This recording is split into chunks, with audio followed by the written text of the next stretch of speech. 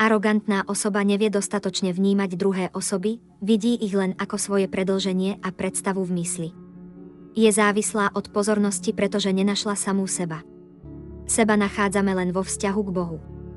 A aj druhých sme schopní vnímať len tak, ako sme našli samých seba. Prabhupáda napríklad hovoril, že druhých nevidíme, iba to, aký sme my sami. Pokiaľ je tam ale pozitívny vzťah, tak je to možné v nejakej miere. Nie vždy to musí byť ale priaznivé. Egoista napríklad potrebuje pozornosť ako malé dieťa. Keď nezíska to, čo chce, tak sa urazí a srší na všetky strany. Zlosť, ktorú má v sebe, potom pripisuje ostatným. Väčšinou sa snaží o provokáciu alebo inú formu útoku. Následkom toho má zdanie, že vo svojom pomyselnom svete ilúzií získal prevahu. Paradox je ale v tom, že ľudia si mýlia otvorenosť so zraniteľnosťou. Väčšiu otvorenosť si môže dovoliť len silná osoba. Predstavte si dom, v ktorom je pekný nový nábytok a vzácne predmety vysokej ceny.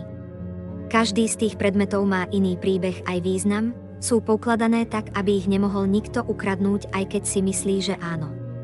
Do domu môžu prísť mnohí návštevníci a každý si z toho zoberie niečo iné, niečo, čo mu zrkadlí jeho vlastné vnútro a vedomie.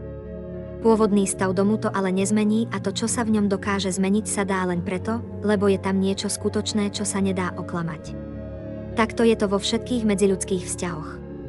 Vzťahy sa zakladajú na mnohých veciach, na tom, čo človek dáva, ale aj na tom, čo chce zobrať, čo rešpektuje, čo schvaľuje, ale aj rovnako to, čo sa mu nepáči. Ak vám niečo skutočne patrí, tak vám to nikto nemôže zobrať a ak vám to nepatrí, tak o to prídete, aj keby ste toho mali zdanlivo plný sklad. Ak by niekto prišiel do stredu miestnosti a začal kričať, viete, toto všetko je o mne alebo moje, tak sa jedná o príklad protriedného narcisa. Intersubjektivita znamená, že sme ako ľudia svedkami sveta a rôznych osôb, ale svet nepatrí nám, je to energia, v ktorej pôsobíme len dočasne. Človek prirodzene skúma a prichádza na nové veci o svete, ktoré sa netýkajú len jeho, ale aj iných a toho, ako fungujú rôzne typy ľudí, aj spoločnosť ako celok. Môže sa v rôznych javoch vidieť viac a v niektorých menej. Každá osoba skúma svet a prichádza na rôzne veci. Je to podobné, ako keď pečiete koláče alebo kúpite na trhu nový nábytok. Ten nábytok už niekto vyrobil a aj suroviny, z ktorých pečiete, už niekto získal pred vami. Nie vždy ale kredit prichádza tam, kde má, a tie dôvody, prečo neprichádza i hneď, majú tiež svoju podstatu. V karmických zákonoch sa to ale nedá oklamať. Je rozdiel medzi tým, čo sa nám páči a kto skutočne sme ako osoby. Preto ak niekto príde na miesto, ktoré nepozná a unáhlene prichádza k rôznym záverom, tak sa jedná o prostú hlúposť a naivitu. To je hlavný rozdiel medzi empatom a narcisom. Narcis žije len vo svojom vnútornom svete, ktorý potom projektuje na ostatných a keď nevyhovujú jeho predstave, tak ich zo života odoberá alebo im v mysli prisudzuje svoje abstraktné predstavy presne tak, ako mu to vyhovuje. Nevie sa pokoriť a zmenšiť pre pochopenie toho, čo môže byť za hranicami jeho vlastného obzoru.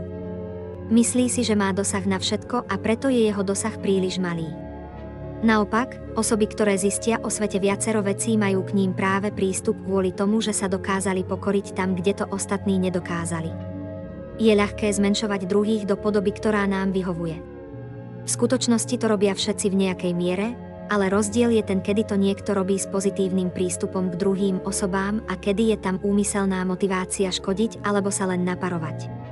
Pre mnohých ľudí je prirodzené skúmať a hľadať v sebe odpovede na rôzne veci aj osoby a tí, ktorým to vadí práve preto, lebo to častokrát robia povrchne alebo spôsobom, ktorý je nesprávny.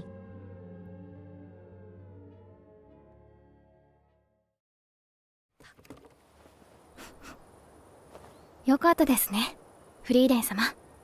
どんな魔法なんだ？赤リンゴを青リンゴに変える魔法だよ。くだらねえな。